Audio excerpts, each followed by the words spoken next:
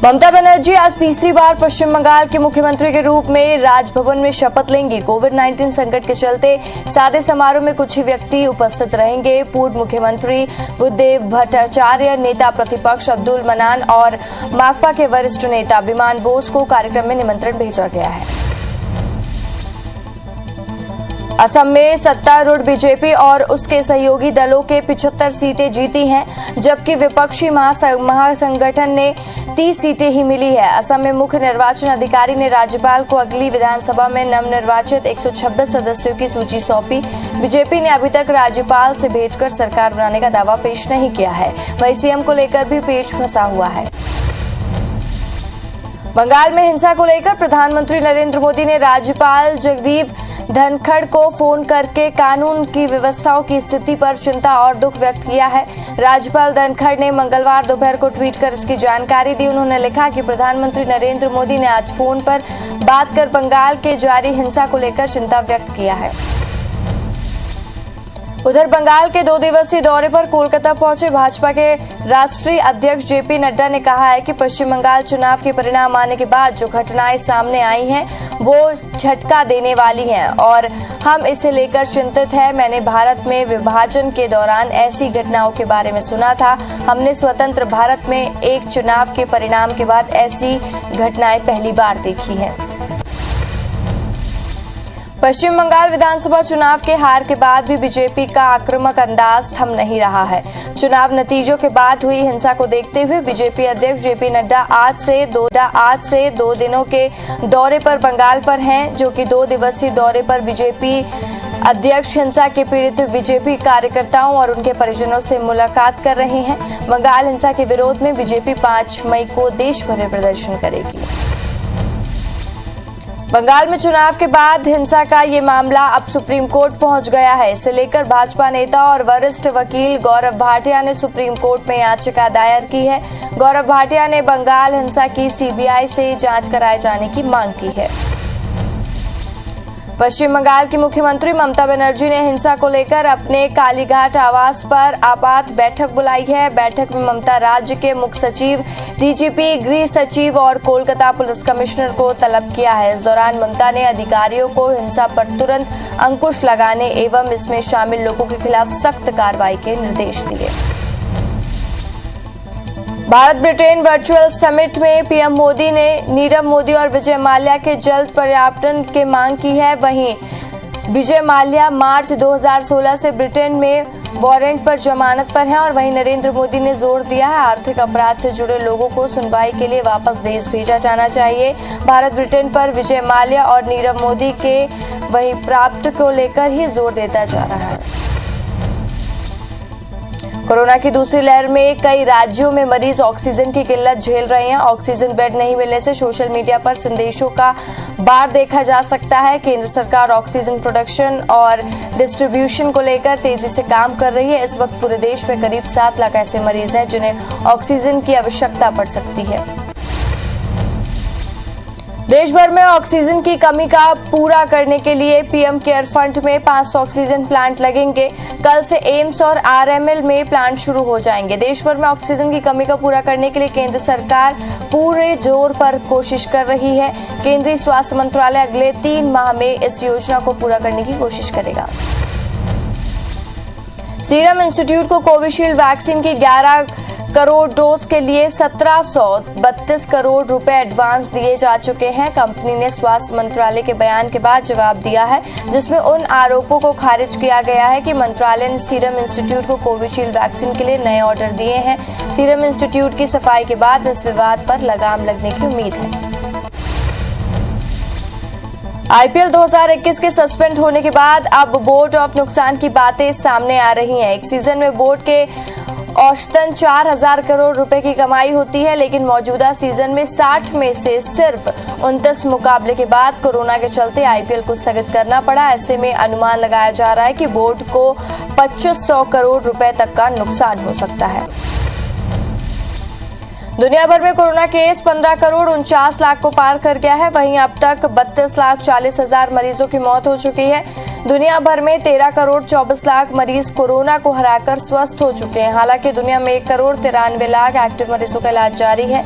नए मरीजों के मामले में भारत दुनिया में दूसरे स्थान पर आ गया है।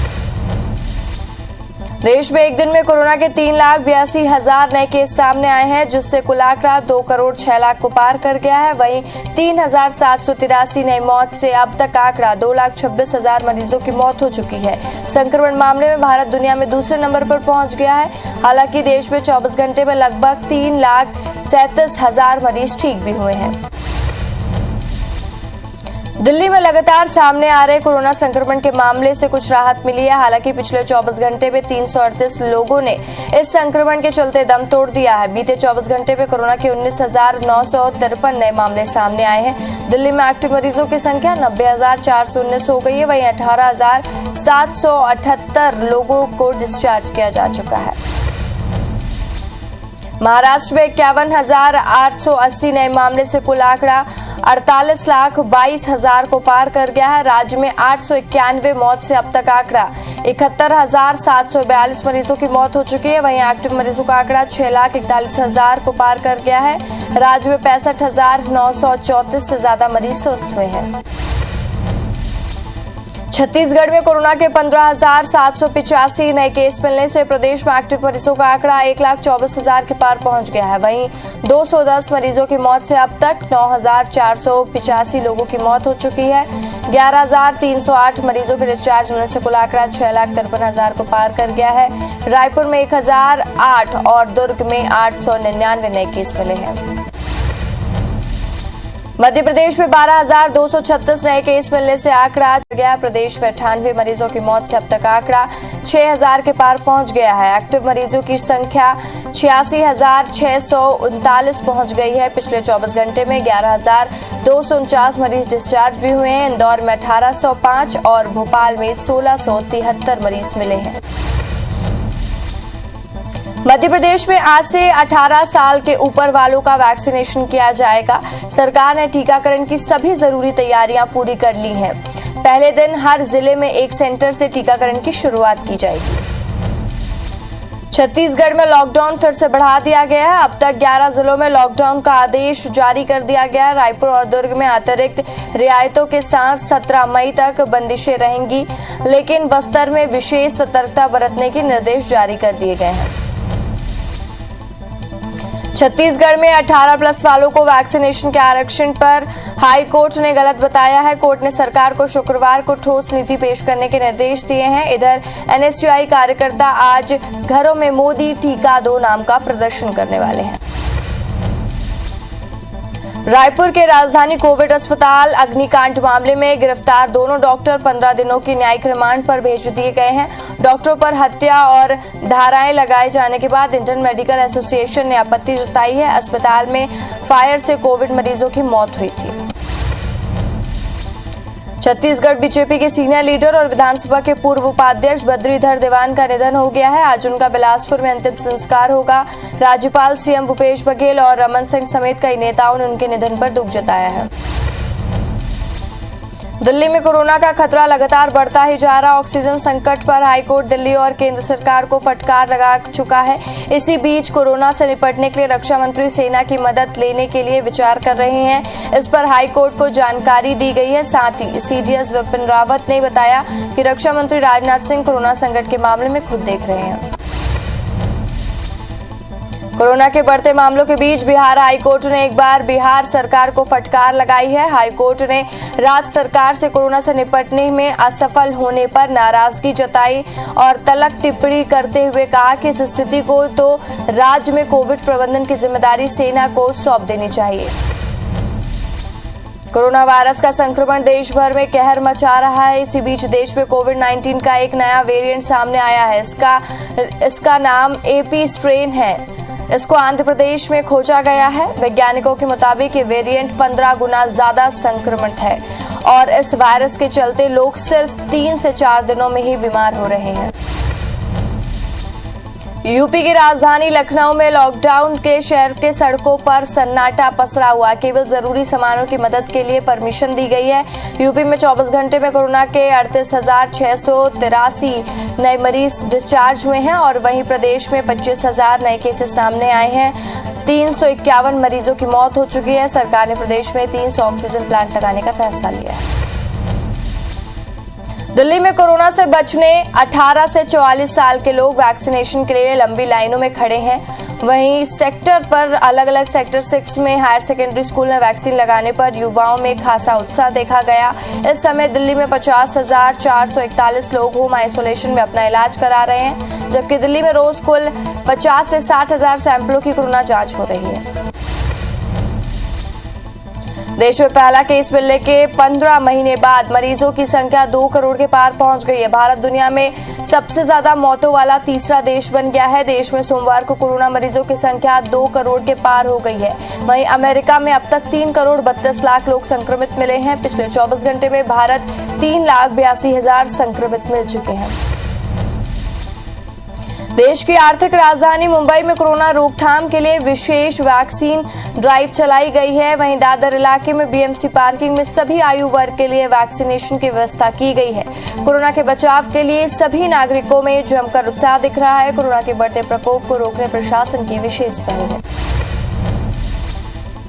केंद्र ने कहा है कि कुछ राज्यों में कोविड की दैनिक मामलों की वृद्धि जारी रहना चिंता का विषय है, जबकि दिल्ली और महाराष्ट्र में स्थिरता की प्रारंभिक संकेत मिल रहे हैं। हालांकि संक्रमण चक्र तोड़ने में लगातार प्रयास जारी है। संयुक्त सचिव लव अग्रवाल ने कहा है कि दिल्ली, छत्तीसगढ़, मध्य प्रदेश, पंजाब, झारखंड और यूपी में संक्रमण कम होने के संकेत मिल रहे हैं। मध्य प्रदेश में कोरोना कंट्रोल को लेकर सीएम शिवराज एक्शन मोड पर आ गए हैं। उन्होंने कल कोरोना अभियान के तहत घर घर सर्वे के निर्देश दिए हैं। सर्दी, जुकाम और बुखार में मरीजों को मेडिकल किट दी जाने प्रशासन लगातार प्रयास कर रहा है।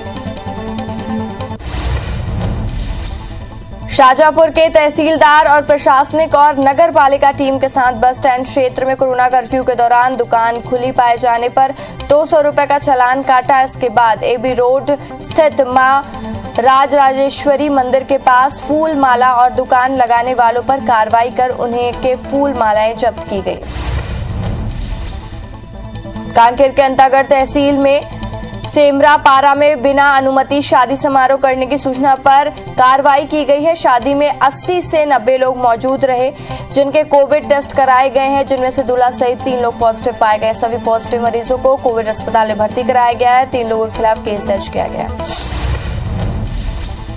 विदिशा में कोरोना की लगातार भव्यता सामने आ रही है। लोगों की लापरवाही थामने का नाम नहीं ले रही है। मंगलवार को कलेक्टर डॉक्टर पंकज जैन खुद सब्जी मंडी पहुंचे और लगभग 50 ग्राहकों को रोककर उन्हें सब्जी थैले सहित थाने भिजवाया। दूसरी ओर सब्जी विक्रेताओं पर भी एफआईआर दर्ज कर दी गई है। इंदौर में बेवजह घूम रहे लोगों पर पुलिस कार्रवाई कर रही है। उन्हें अस्थायी जेल भेजा जा रहा है। नियम तोड़ने वालों पर उठक बैठक लगवाई जा रही है। साथ ही नसीहत भी दी जा रही है ताकि लोग बेवजह घर से बाहर ना निकले। लगातार पुलिस की कार्रवाई जारी है। लोगों को अस्थायी जेल में भेजा जा रहा है। बलरामपुर जिले में IBC 24 की खबर का एक बार फिर से असर हुआ है। अब सरहदी इलाकों में स्वास्थ्य विभाग की कोविड टेस्ट शुरू कर दिया गया है और रिपोर्ट नेगेटिव मिलने पर ही लोगों का आवागमन किया जा रहा है और साथ ही परमिशन दी जा रही है। जिले में 3 राज्यों में सीमा लगने के बाद भी यहां लोग आ जा रहे हैं। चैनल पर खबर देखने के बाद भी स्वास्थ्य विभाग और प्रशासन की नींद खुली है। राजिम के राजीव लोचन प्रयास फाउंडेशन के सदस्य पिछले 10 दिनों से कोरोना पीड़ित 30 गरीब परिवारों का निःशुल्क खाना पीना पहुंचा रहे हैं। फाउंडेशन सुरक्षा के साथ ही लोगों को भोजन का वितरण कर रहा है। इनके सेवा भाव से प्रेरित होकर अब राजिम के जनप्रतिनिधि भी उनके हर संभव सहयोग कर रहे हैं। सदस्यों ने अपने मोबाइल नंबर देते हुए महामारी तक सेवा कार्य जारी रखने का फैसला लिया है। सरगुजा में कोरोना टीकाकरण के लिए दुरुस्त गांव पहुंची मितानिन की कोरोना वैक्सीन छीनने के साथ गाली गलौज का मामला सामने आया है। मामले में सूचना पर उदयपुर पुलिस ने दोनों आरोपियों को गिरफ्तार कर लिया, लेकिन इस दौरान इसमें से एक आरोपी कोरोना संक्रमित पाया गया है। ऐसे में संक्रमित मरीजों को आइसोलेट करने के निर्देश दिए गए हैं। बेटी की शादी में उधार दिए 1 लाख वापस मांगने पर आरोपी बनवारी को दोस्त के घर में फायरिंग कर दी। घटना ग्वालियर तिगरा थाना क्षेत्र की है। वहीं पैसे मांगने पर दोनों दोस्तों में कहासुनी के बाद बनवारी ने दोस्त के घर पर फायरिंग कर दी और पुलिस के आने से पहले ही फरार हो गया। फरियादी की शिकायत पर पुलिस ने दोनों फरार भाइयों की तलाश शुरू कर दी है। ग्वालियर में एक कांच कारोबारी को रंगदारी टैक्स न देना महंगा पड़ गया। बदमाश ने रात को शराब के नशे में उसके दुकान और गोदाम में घुसकर तोड़फोड़ की। लाखों रुपए का कांच तोड़ दिया। घटना कंपनी बाग रोड की है। सूचना पर पुलिस मौके पर पहुंची। सीसीटीवी कैमरे में फुटेज कैद हो गया, जिसके बाद पुलिस मामले की जांच कर रही है। सरगुजा में न्यू व्यापारी मेडिकल स्टोर में बिना डिग्री लोगों का इलाज किया जा रहा था। इस पर जिला प्रशासन ने कार्रवाई करते हुए अवैध क्लिनिक को सील कर दिया। जो कि व्यक्ति इलाज कर रहा था, उसके पास से इलाज करने की कोई वैध डिग्री भी नहीं मिली है। महासमुंद की सिकुंडा पुलिस ने एक कार में 72,55,900 रुपए नगद जब्त किए हैं। वहीं कार में मौजूद 2 लोगों को पैसे को लेकर पूछताछ की जा रही है। दोनों व्यक्ति द्वारा नकदी संबंधित कोई भी दस्तावेज पेश नहीं करने पर पुलिस ने आयकर विभाग को मामले की सूचना दी है। दोनों व्यक्ति दुर्ग के रहने वाले हैं, जो कि उड़ीसा से आ रहे थे। ग्वालियर में शराब के शौकीन शराबियों ने इस बार अपनी हदें पार कर दी है। शराब की दुकानें खुली न होने पर शराबियों ने देशी शराब की दुकान के ताले तोड़ने का प्रयास किया है। गश्त पर निकली पुलिस ने ताला तोड़ते हुए देखा तो एक शराबी को धर दबोचा। इस दौरान दूसरा शराबी वहां से भाग निकला। जबलपुर के सिहोरा में हाईवे 30 पर खड़े ट्रक के पीछे से कार के टकराने से महिला आरक्षक छाया आहाके की ही मौके पर ही मौत हो गई। वहीं कार में सवार 2 युवक गंभीर रूप से घायल हो गए। मृतक आरक्षक महिला बैतूल की रहने वाली थी, जो पन्ना जिले के शाहपुर थाने में पदस्थ थी। पुलिस ने चालक और ट्रक को हिरासत में लिया। भारत और ब्रिटेन 9 साल के ट्रेड दोगुना करने पर सहमत हो गए हैं। दोनों देशों में प्रधानमंत्रियों के बीच वर्चुअल समिट के इस पर सहमति बनी है। इस दौरान 2030 तक के लिए एक रोड मैप को भी मंजूरी दी गई है। ब्रिटिश प्रधानमंत्री बोरिस जॉनसन के साथ समिट के बाद प्रधानमंत्री मोदी ने इसे कामयाब बताया। इस डील के दोनों देशों के बीच रणनीतिक समझदारी बहुत मजबूत हो गई है। भारत ब्रिटेन वर्चुअल समिट में पीएम मोदी ने नीरव मोदी और विजय माल्या के जल्द प्रत्यर्पण की मांग की है। विजय माल्या मार्च 2016 से ब्रिटेन में प्रत्यर्पण वारंट पर जमानत पर हैं और वहीं नरेंद्र मोदी ने जोर दिया कि आर्थिक अपराध से जुड़े लोगों की सुनवाई के लिए वापस देश भेजा जाना चाहिए। भारत ब्रिटेन पर विजय माल्या और नीरव मोदी के प्रत्यर्पण पर जोर दे रहा है। देश भर में ऑक्सीजन की कमी को पूरा करने को पीएम केयर फंड को 500 ऑक्सीजन प्लांट लगेंगे। कल से एम्स और आरएमएल में प्लांट शुरू हो जाएंगे। देश भर में ऑक्सीजन की कमी को पूरा करने के लिए केंद्र सरकार पुरजोर कोशिश में जुट गई है। वहीं केंद्रीय स्वास्थ्य मंत्रालय अगले 3 माह में इस योजना को पूरा करने की कोशिश करेगा। कोरोना की दूसरी लहर में कई राज्यों में मरीज ऑक्सीजन की किल्लत झेल रहे हैं। ऑक्सीजन बेड के लिए सोशल मीडिया पर संदेशों की बाढ़ देखी जा सकती है। केंद्र सरकार ऑक्सीजन प्रोडक्शन और डिस्ट्रीब्यूशन को लेकर तेजी से काम कर रही है। इस वक्त पूरे देश में करीब 7 लाख ऐसे मरीज हैं जिन्हें ऑक्सीजन की आवश्यकता पड़ सकती है। ममता बनर्जी आज तीसरी बार पश्चिम बंगाल की मुख्यमंत्री के रूप में राजभवन में शपथ लेंगी। कोविड संकट के बीच वहीं सादे समारोह में कुछ ही व्यक्ति को उपस्थित रहने के लिए कहा गया है। पूर्व मुख्यमंत्री बुद्धदेव भट्टाचार्य, नेता प्रतिपक्ष अब्दुल मनान और माकपा के वरिष्ठ नेता विमान बोस को कार्यक्रम में निमंत्रण भेजा गया है। असम में सत्तारूढ़ बीजेपी और उसके सहयोगी दलों के 75 सीटें जीती हैं, जबकि विपक्षी महागठबंधन को 30 सीटें ही मिली है। असम में मुख्य निर्वाचन अधिकारी राज्यपाल को अगली विधानसभा के नवनिर्वाचित 126 सदस्यों की सूची सौंपी। बीजेपी ने अभी तक राज्यपाल से भेंट कर सरकार बनाने का दावा पेश नहीं किया है। वहीं सीएम को लेकर भी पेच फंसा हुआ है। बंगाल में हिंसा को लेकर प्रधानमंत्री नरेंद्र मोदी ने राज्यपाल जगदीश धनखड़ से फोन करके कानून की व्यवस्थाओं की स्थिति पर चिंता और दुख व्यक्त किया है। राज्यपाल धनखड़ ने मंगलवार दोपहर को ट्वीट कर इसकी जानकारी दी। उन्होंने लिखा कि प्रधानमंत्री नरेंद्र मोदी ने आज फोन पर बात कर बंगाल में जारी हिंसा को लेकर चिंता व्यक्त किया है।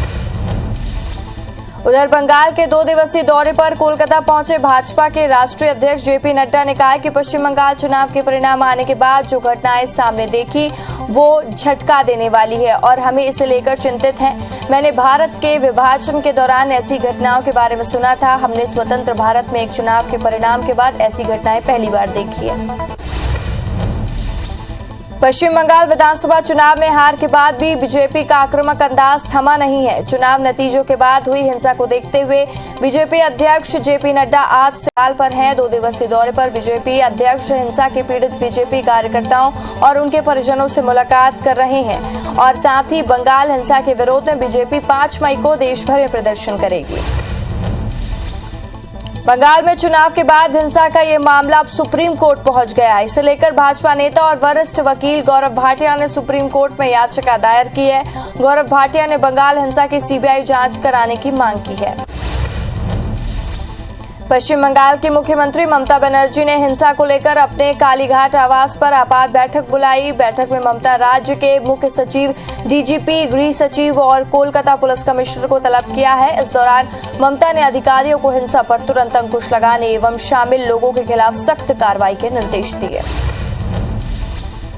आईपीएल 2021 के सस्पेंड होने के बाद अब बोर्ड को नुकसान की बातें सामने आ रही हैं। इस सीजन में बोर्ड को औसतन 4,000 करोड़ रुपए की कमाई होती है, लेकिन मौजूदा सीजन में 60 में से सिर्फ 29 मुकाबले के बाद कोरोना के चलते आईपीएल को स्थगित करना पड़ा। ऐसे में अनुमान लगाया जा रहा है कि बोर्ड को इससे 2500 करोड़ रुपए का नुकसान हो सकता है। केंद्र सरकार ने देश में 5G ट्रायल के लिए 13 आवेदनों को मंजूरी दे दी है। टेलीकॉम विभाग के 5G ट्रायल के लिए कुल 16 आवेदन मिले थे। सरकारी टेलीकॉम कंपनी बीएसएनएल ने ट्रायल के लिए centre for development of telematics के साथ ही साझेदारी की है और ऐसे में एयरटेल, वोडाफोन, आइडिया और रिलायंस जियो के एरियंस को नोकिया के वारंट के साथ ही साझेदारी मिली है।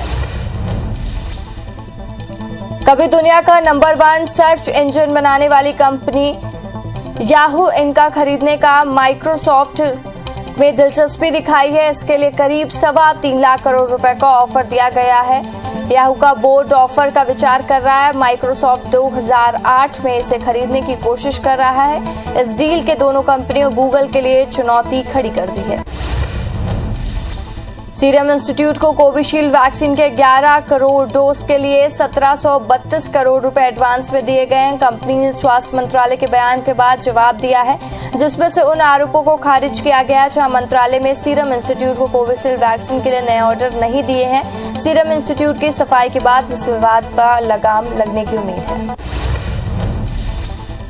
दीपिका पादुकोण की फैमिली कोरोना संक्रमण की चपेट में आ गई है। पिछले दिनों वो परिवार से मिलने बेंगलुरु गई थी और इसके पहले मंगलवार को उनका पिता प्रकाश पादुकोण के संक्रमित होने की बेंगलुरु के हॉस्पिटल में एडमिट होने की खबर सामने आई है। प्रकाश के अलावा उनकी पत्नी उज्ज्वला और बेटी अनीशा भी कोरोना पॉजिटिव पाई गई है। देश में पहली बार शेरों में कोरोना पॉजिटिव होने का मामला सामने आया है।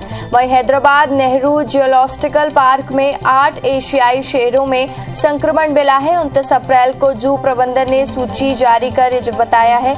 जू में काम करने वाले कर्मचारियों ने 24 अप्रैल को शेरों में कोरोना का लक्षण नोटिस किया था। सीसीएमबी ने बताया कि 8 शेरों का आरटीपीसीआर रिपोर्ट पॉजिटिव आया है। दुनिया भर में कोरोना केस 15 करोड़ 49 लाख को पार कर गए हैं। वहीं अब तक 32,40,000 मरीजों की मौत हो चुकी है। साथ ही दुनिया भर में 13 करोड़ 24 लाख मरीज कोरोना को हराकर स्वस्थ हो चुके हैं। हालांकि दुनिया में 1 करोड़ 93 लाख एक्टिव मरीजों का इलाज जारी है। नए मामले में भारत दुनिया में दूसरे स्थान पर आ गया है। देश में एक दिन में कोरोना के 3,82,000 नए मामले सामने आए हैं, जिससे कुल आंकड़ा 2 करोड़ 6 लाख के पार पहुंच गया है। वहीं 3,783 नई मौत से अब तक आंकड़ा 2,26,000 मरीजों की मौत हो चुकी है। संक्रमण के मामले में भारत दुनिया में दूसरे नंबर पर पहुंच गया है। हालांकि देश में 24 घंटे में लगभग 3,87,000 मरीज ठीक भी हुए हैं। दिल्ली में लगातार सामने आ रहे कोरोना संक्रमण के मामले में कुछ राहत मिली है। हालांकि पिछले 24 घंटे में 338 लोगों ने इस संक्रमण के चलते दम तोड़ दिया है। बीते 24 घंटे में कोरोना के 19,953 नए मामले सामने आए हैं। दिल्ली में एक्टिव मरीजों की संख्या 90,419 हो गई है। वहीं 18,788 लोगों को डिस्चार्ज किया जा चुका है। दिल्ली में कोरोना का खतरा लगातार बढ़ता ही जा रहा है। ऑक्सीजन संकट पर हाईकोर्ट दिल्ली और केंद्र सरकार को फटकार लगा चुका है। इसी बीच कोरोना से निपटने रक्षा मंत्री सेना की मदद लेने के लिए विचार कर रहे हैं। इस पर हाईकोर्ट को जानकारी भी दी गई है। साथ ही सीडीएस विपिन रावत ने बताया कि रक्षा मंत्री राजनाथ सिंह कोरोना संकट के मामले को खुद देख रहे हैं। महाराष्ट्र में 51,880 नए मामले से कुल आंकड़ा 48,22,000 को क्रॉस कर गया है। राज्य में 891 मौत से अब तक आंकड़ा 71,742 मरीजों की मौत हो चुकी है। वहीं एक्टिव 20,000 को क्रॉस कर गया। राज्य में 65,934 नए मरीज स्वस्थ भी हो चुके हैं। बिहार में बेकाबू होते कोरोना संक्रमण को देखते हुए नीतीश सरकार ने 5 से 15 मई तक टोटल लॉकडाउन का फैसला किया है। इस दौरान सरकारी निजी कार्यालय भी बंद रहेंगे। प्रदेश में 24 घंटे में 14,794 नए केस मिले हैं। वहीं 105 लोगों की मौत हुई है। इसके अलावा 1,10,000 एक्टिव मरीजों का इलाज जारी है। कोरोना के बढ़ते मामलों के बीच बिहार हाईकोर्ट ने एक बार फिर बिहार सरकार को फटकार लगाई है। हाईकोर्ट ने राज्य सरकार को कोरोना से निपटने में असफल होने पर नाराजगी जताई है। तलब टिप्पणी करते हुए कहा कि इस स्थिति में तो राज्य में कोविड प्रबंधन की जिम्मेदारी सेना को सौंप देनी चाहिए। यूपी की राजधानी लखनऊ में लॉकडाउन से शहर की सड़कों पर सन्नाटा पसरा हुआ है। केवल जरूरी सामानों की मदद के लिए परमिशन दी गई है। यूपी में 24 घंटे में कोरोना के 38,683 मरीज डिस्चार्ज हुए हैं। वहीं प्रदेश में 25,000 नए केसेस सामने आए हैं और 351 मरीजों की मौत हुई है। सरकार ने प्रदेश में 300 ऑक्सीजन प्लांट लगाने का फैसला लिया है। कोरोना वायरस का संक्रमण देश भर में कहर मचा रहा है। इसी बीच देश में कोविड-19 का एक नया वेरिएंट सामने आया है। इसका नाम एपी स्ट्रेन है, जो कि आंध्र प्रदेश में खोजा गया है। वैज्ञानिकों के मुताबिक वेरिएंट 15 गुना ज्यादा संक्रामक है और इस वायरस के चलते लोग सिर्फ 3 से 4 दिनों में ही बीमार हो रहे हैं। दिल्ली में कोरोना से बचने 18 से 44 साल के लोग वैक्सीनेशन के लिए लंबी लाइनों में खड़े हैं।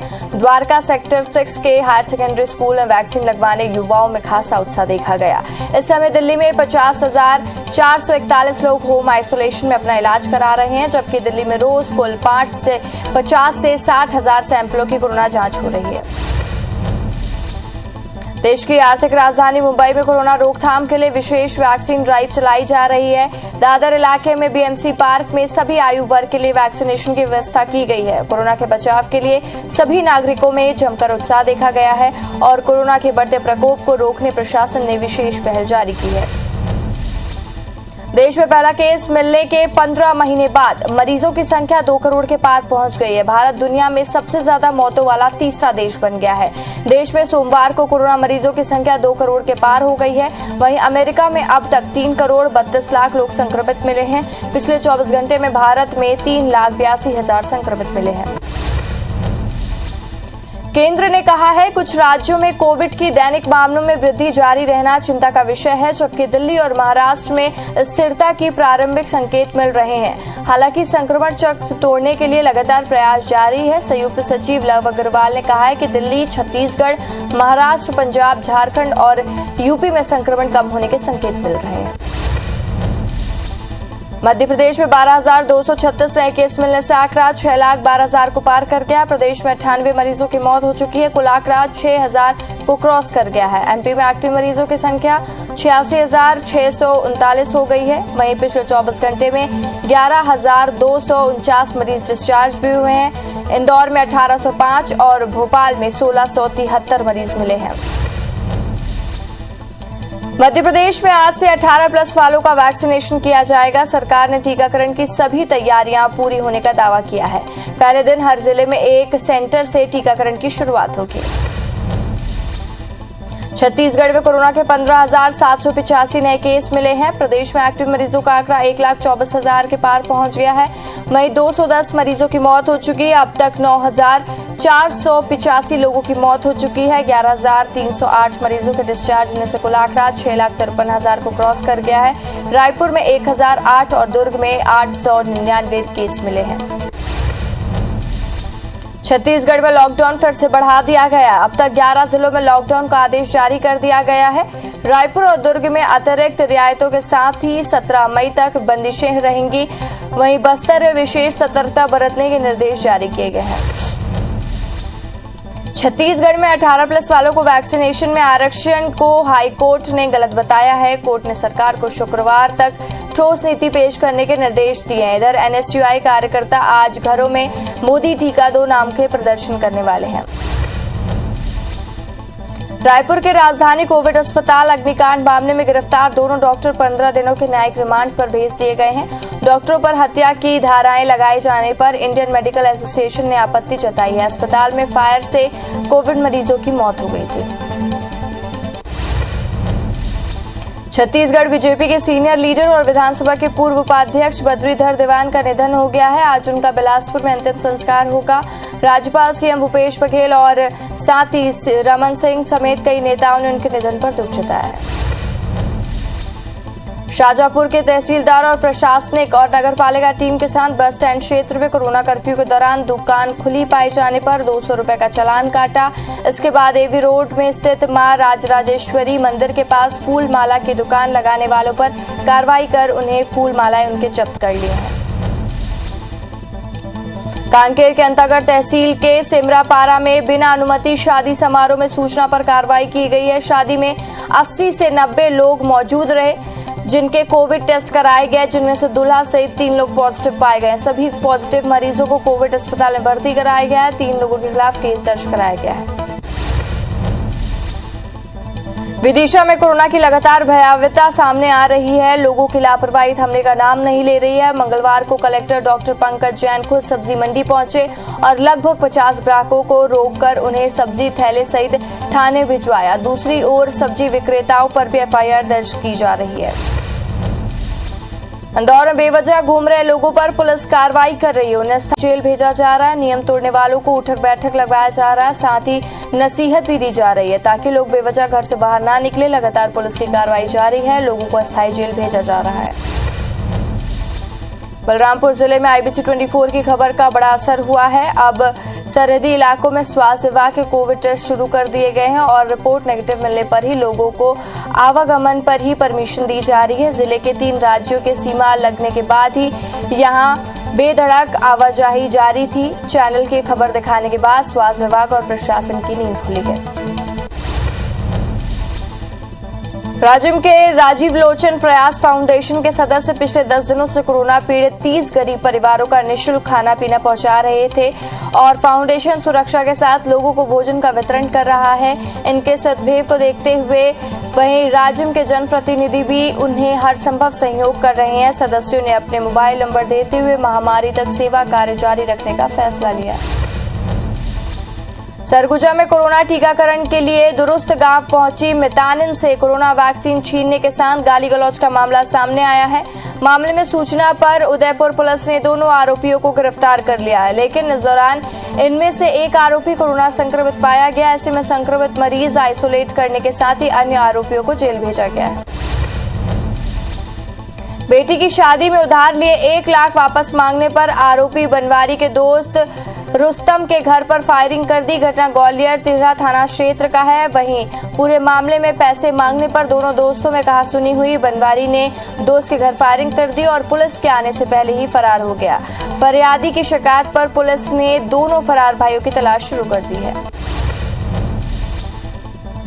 ग्वालियर में एक कांच कारोबारी को रंगदारी टैक्स न देना महंगा पड़ गया। बदमाश ने रात को शराब के नशे में उसके दुकान और गोदाम में घुसकर तोड़फोड़ की। लाखों रुपए का कांच तोड़ दिया। घटना कंपनी बाग रोड की है और सूचना पर पुलिस मौके पर पहुंची। सीसीटीवी कैमरे के फुटेज में तोड़फोड़ करने वाला आरोपी दिख रहा है। पुलिस ने मामला दर्ज कर जांच शुरू कर दी है। सरगुजा के चटिरमा में न्यू व्यापारी मेडिकल स्टोर में बिना डिग्री लोगों का इलाज किया जा रहा था, जिस पर जिला प्रशासन ने कार्रवाई करते हुए अवैध क्लिनिक को सील कर दिया है। जो कि व्यक्ति इलाज कर रहा था उसके पास से इलाज करने की कोई भी वैध डिग्री नहीं मिली है।